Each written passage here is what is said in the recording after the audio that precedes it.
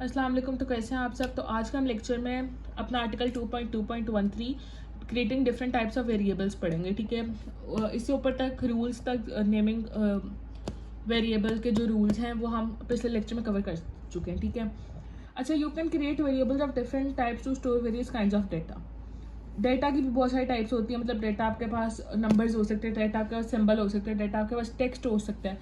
तो various kind of data मतलब हर data जो टाइप है उसके लिए डिफरेंट टाइप ऑफ वेरिएबल्स होते हैं। फिर नीचे टाइप्स बताई हुई है, इंटीजर, फ्लोट। अच्छा, ये चारों बहुत ज़्यादा इंपॉर्टेंट है, ये आपने एमसीक्यू और शॉर्ट क्वेश्चन के लिए लाजमी याद करनी है। इंटीजर फ्लोट का आपके पास डिफरेंस आ सकता है, स्ट्रिंग और बूलियन का डिफरेंस आ सकता है। प्रोग्रामिंग में अगर आपने इंटीजर रिप्रेजेंट करना है तो आप INT लिखते हो। ठीक है, याद रखना है।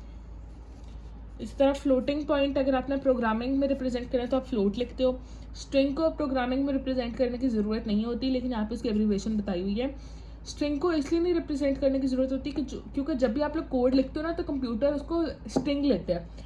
अगर आपने इंटीजर लिखा और आपने साथ इंट नहीं लगाया तो वो हमेशा स्ट्रिंग लेगा और वो एरर देगा, क्योंकि उसने स्ट्रिंग के अकॉर्डिंग, स्ट्रिंग होता है टेक्स्ट, स्ट्रिंग के अकॉर्डिंग उसने प्रोग्राम चलाने, तो इसीलिए ये लिखना ज़रूरी है। बूलियन होता है बूल, BOOL। अच्छा, इंटीजर में होल नंबर्स याद रखना आपने कि होल नंबर्स में जो है वो इंटीजर में स्टोर करवाए जाते हैं। होल नंबर्स के अलावा कोई भी नंबर नहीं स्टोर करवाया जाता। होल नंबर्स में पॉजिटिव और नेगेटिव सारे नंबर आ जाते हैं। नंबर लाइन पे जो नंबर लाइन होती है एक लाइक दिस, तो उस नंबर लाइन में दरम्यान में 0 होता है, 0 भी एक इंटीजर में आता है। इस तरफ पॉजिटिव होते हैं, इस तरफ नेगेटिव होते हैं। तो पूरी नंबर लाइन पे जो भी इंटीजर्स होते हैं, या आप लोग मैथ्स में भी हम जो पॉजिटिव और नेगेटिव नंबर्स होते हैं उनको मैथ्स में भी हम इंटीजर ही बोलते हैं। ठीक है, तो इंटीजर यहाँ पे पॉजिटिव लिया -70 आ सकता है, -20, 30, 40, 50 कोई भी लिखो, वो आपका इंटीजर बन जाएगा। ठीक है, उसके अलावा फ्लोटिंग पॉइंट जो है स्टोर डेसिमल नंबर, जितने भी डेसिमल नंबर या फ्रैक्शन में आएंगे तो आप उसको डेसिमल में चेंज कर दोगे प्रोग्रामिंग के अंदर। ठीक है, और उसके अलावा स्ट्रिंग में टेक्स्ट होता है, अल्फ़ाबेट्स, जो भी अल्फ़ाबेटिक आपका टेक्स्ट होगा, अल्फ़ाबेटिक जो आपने डाटा दिया होगा वो सारा स्ट्रिंग में आएगा। एक सबसे इंपॉर्टेंट बात, इन्वर्टेड कॉमा स्ट्रिंग में लाजमी लगाते हैं। इन्वर्टेड कॉमर्स के बगैर आप अगर स्ट्रिंग लिखोगे तो आपका मार्क्स डिडक्ट होंगे, और अगर आप प्रोग्रामिंग कर रहे हो और उसमें आप कोड में इन्वर्टेड कॉमर्स नहीं लगा रहे स्ट्रिंग को रिप्रेजेंट करने के लिए तो आपका कोड एरर देगा। ठीक है, इन्वर्टेड कॉमर्स के अंदर हमेशा स्ट्रिंग लिखा जाता है। बूलियन में ट्रू और फॉल्स स्टोर होता है, मतलब ट्रू और फॉल्स, मतलब जैसे यहाँ पे मैंने एग्जांपल भी लिखी हुई है 18 ग्रेटर देन 20, ये फॉल्स है ना, अगर आप इसका प्रोग्राम चलाओगे तो आपको फॉल्स आंसर देगा। इस तरह आप इसको जब प्रिंट करवाओगे तो आपको फॉल्स देगा। इसी तरह अगर 20 ग्रेटर देन 18 होता तो वो ट्रू होता, उसको रन करवाते तो आपको ट्रू देता। ठीक है, इसके मैं आपको प्रैक्टिकल भी करके दिखाऊंगी स्क्रीन रिकॉर्डिंग में, उसके आपको करके ज़रूर शेयर करूंगी। फिर है input and output operations. Input and output operations allow you to interact with the user. You can ask the user to enter data input. जो भी चीज़ आप एंटर करते हो आपको पता है कि वो इनपुट होती है। तो जो भी चीज़ आप कोड, जो यूज़र मतलब यूज़र जो यूज़ कर रहा होता है, आपने एक वेबसाइट क्रिएट की, उसको जो बंदा यूज़ करेगा वो यूज़र होगा। तो जो भी आप डेटा दोगे ना वो इनपुट है यूज़र के लिए। ठीक है, उसके अलावा and display information to the user output. अच्छा, आपने कोई वेबसाइट बनाई, जैसे कि फॉर एग्जांपल हम यूट्यूब की बात कर लेते हैं, हम यूट्यूब वेबसाइट की बात कर रहे हैं। अच्छा, तो when you are creating a YouTube channel तो आपसे आपकी ईमेल आईडी पूछेगा, ईमेल पूछेगा। ठीक है, ईमेल आईडी पूछेगा, और क्या पूछेगा, वो आपसे फ़ोन नंबर पूछेगा, वेरिफिकेशन, और मतलब दो चीज़ अभी हम लिखते हैं। वो आपसे एक तो फ़ोन नंबर पूछेगा और वो एक आपसे ईमेल आईडी पूछेगा। ईमेल आईडी जो उसने आपसे पूछी है ना, जो ईमेल आईडी उसने आपसे पूछी है, ये ईमेल आईडी का जो आपको लिखा नज़र आ रहा है वो है आउटपुट। ये आउटपुट कैसे है मैं बताती हूँ। और जो आप यहाँ पे लिखोगे ये होगा इनपुट। जो यहाँ पे आप लिखोगे ना, जो आप अपनी ईमेल दोगे, मतलब 1 2 3 मेरी ईमेल है, ये ईमेल जो मैंने दी है ये इनपुट है। ईमेल आईडी जो लिखा स्क्रीन के ऊपर शो हुआ आ रहा है वो आउटपुट है। तो आउटपुट कैसे है, इस ईमेल आईडी को यहाँ पे लिखने के लिए, इसको यहाँ पे प्रेजेंट करवाने के लिए पीछे डेवलपर ने, जिसने यूट्यूब बनाया है, जिसने ये एप्लीकेशन बनाई है, उसने प्रॉपर प्रोग्रामिंग की है, उसने पूरा कोड लिखा है। ईमेल से पहले कौन सा भी स्टेप होगा, उस स्टेप के बाद जब आप नेक्स्ट करोगे तो वो डेवलपर ने कोड ऐसा लिखा होगा कि जैसे ही आप नेक्स्ट करोगे तो आपको ईमेल आईडी लिखा शो होगा कि what is your email ID, या फिर एंटर योर ईमेल आईडी। तो ये आउटपुट है, ठीक है। इसी तरह जब आप अपनी ईमेल आईडी दोगे तो वो इनपुट हो जाएगा, ठीक है। उसके बाद है हमारे पास ऑपरेशन अलाउ, अच्छा यहाँ तक हो गया। Input, use the input function, input का फंक्शन होता है, ठीक है। आपने जब भी कोई इनपुट देनी होती है, मतलब आपने इनपुट यूज़र से बेसिकली लेनी होती है। ये देखो इनपुट यूज़र दे रहा है, आप यूज़र हो यूट्यूब के, ये इनपुट आप दोगे, ठीक है। ये पहले से डेवलपर नहीं देगा, ये जो यूज़ करेगा वो देगा, तो इसीलिए यूज़र इनपुट देते हैं। Function to get user input, ठीक है। हम ये वाला फंक्शन इनपुट का यूज करते हैं यूजर से उसकी इनपुट लेने के लिए। Input function displays a message on the screen and waits for the user to type something and press enter, ठीक है। इनपुट एंटर योर नेम, ठीक है।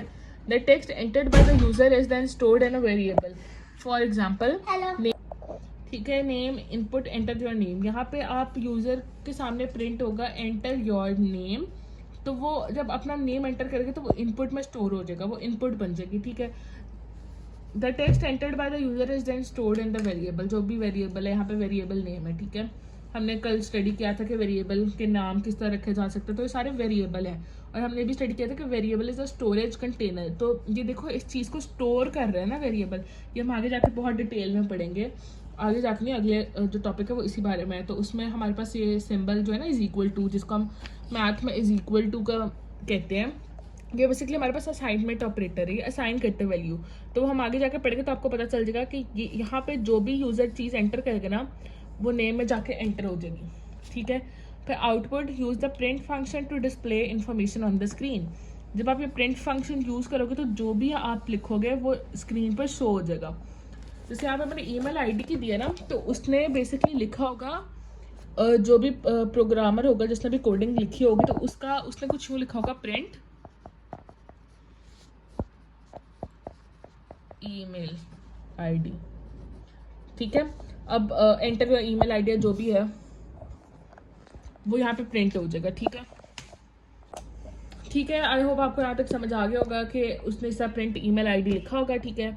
फिर वो जब प्रिंट होगा स्क्रीन पे, जो प्रिंट फंक्शन जब रन होगा तो वो ईमेल आईडी स्क्रीन पर शो हो जाएगा, ठीक है। उसके बाद यहाँ तक हमारे पास आउटपुट फंक्शन भी क्लियर हो गई, उसने एग्जांपल दिया हेलो प्लस नेम। अच्छा, जो नाम यूज़र यहाँ पे एंटर करेगा ना, ये प्रोग्राम आपको रन करके दिखाऊंगी, आप लोगों ने खुद भी रन करना। आपको मैंने वेबसाइट का नाम बता दिया, गूगल पर जाओ, पाइथन ऑनलाइन कंपाइलर सर्च करो और उसके ऊपर एक कोड रन करो, ठीक है।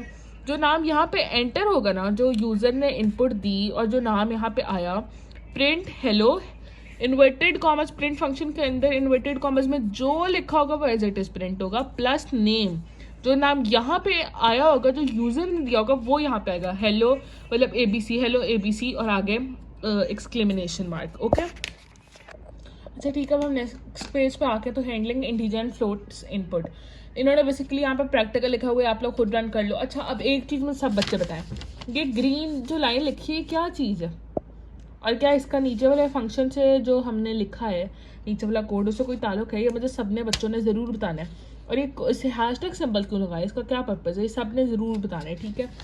टू हैंडल, अगर आप लोग ये नहीं बताओगे ना तो आप लोगों का अपना नुकसान, क्योंकि आप लोगों को समझ ही नहीं आएगा कि क्या है। और देखो, जो पेपर आप लोग लिख के आओगे ना उसमें ये लिखना ज़रूरी नहीं है, अभी मेरे मुँह से निकलने लगा था क्या चीज़ है, ठीक है।